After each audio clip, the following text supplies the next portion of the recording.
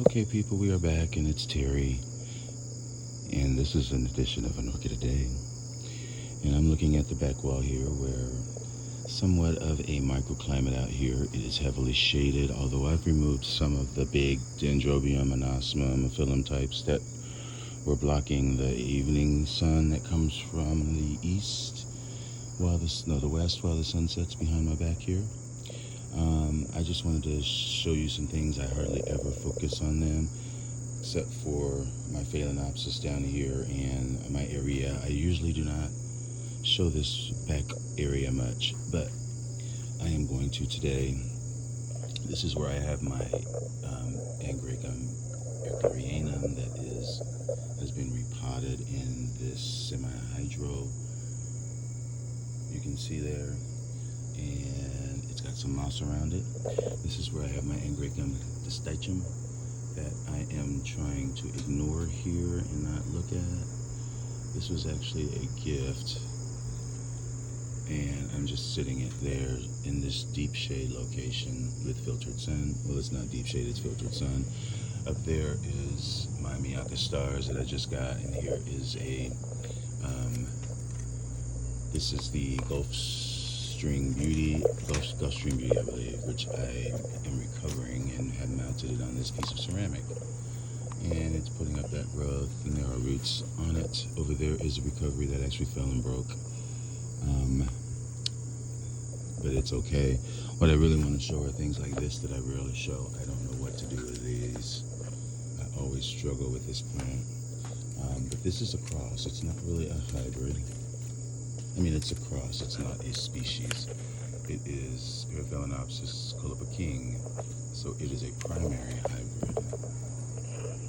So if somebody can tell me the culture for that or what I need to do, because I don't think it's moved one bit since I got it.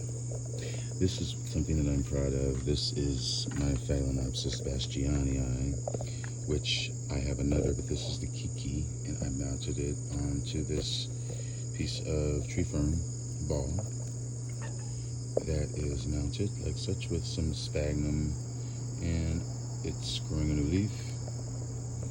So that is very good for that. And then right next to here is, this is a Sobanicophia robusta.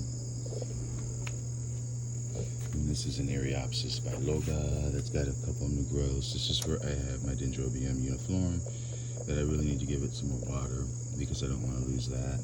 And here is my really robust and Eranthes grandiflora. You can see the roots that are dug into the plant at the base.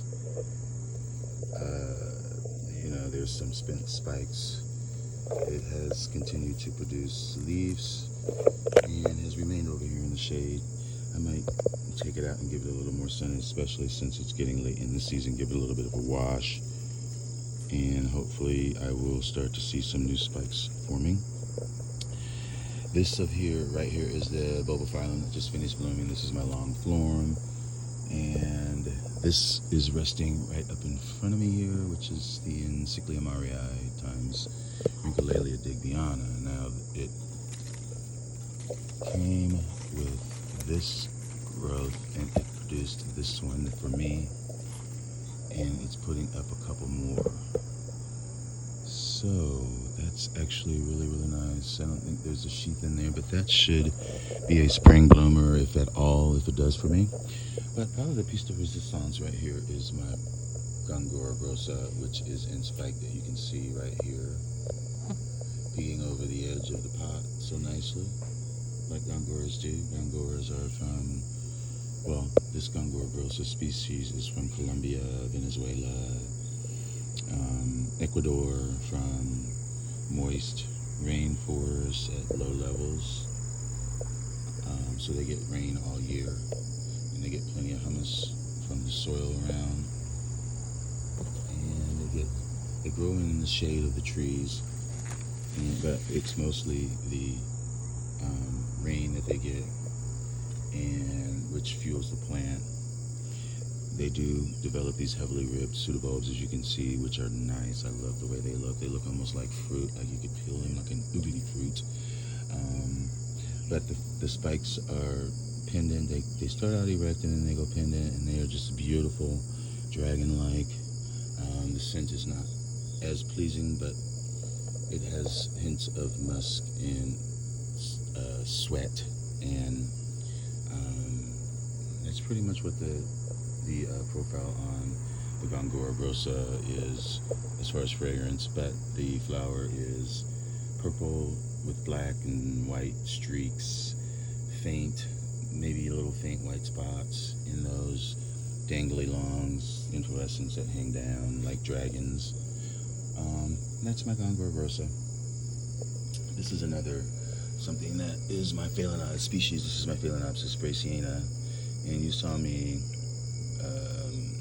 I remounted this on top of this because of the roots that are on the back of the plant. This is a leafless. Well, it's not a leafless, but it can be deciduous in the wintertime. But just because it doesn't have leaves doesn't mean it's dead. The roots are what is the primary focus on this plant, and it has to stay hydrated, which it gets watered every day. And at some point I hope to see a spike of the nice little delicate flowers that have a little fragrance to them. That's Phalaenopsis brachiana, and I can't tell you where that is from. I don't want to guess. But anyway, that's pretty much what's going on this wall over here, which is protected from the backside of the cage and protected by the shade of the larger plants hanging up above here. And these plants tend to do well here with this condition. So stay tuned for this spike, folks, and thanks for watching.